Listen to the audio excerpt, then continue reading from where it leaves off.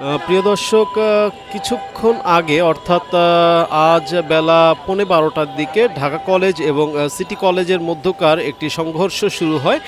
সেই সংঘর্ষকে কেন্দ্র করে দুই কলেজের শিক্ষার্থীদের মধ্যে ইট পাটকেল নিক্ষেপ হয়। সেই পরিস্থিতি এই মুহূর্তে কিছুটা স্বাভাবিক থাকলেও আমরা আপনাদেরকে এখানকার সর্বশেষ পরিস্থিতিটি জানানোর চেষ্টা করছি।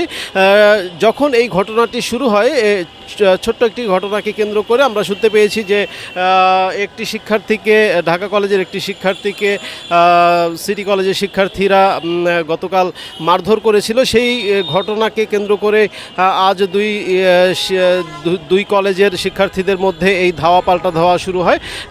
তারই প্রেক্ষিতে আমরা কিছুক্ষণ আগে দেখতে পেয়েছি যে এই সায়েন্স ল্যাব থেকে মিরপুরগামী যে রোডটি রয়েছে, এখানে সম্পূর্ণরূপে যান চলাচল বন্ধ হয়েছিল এবং দুই কলেজের শিক্ষার্থীদের মধ্যে ধাওয়া পাল্টা ধাওয়া চলেছে।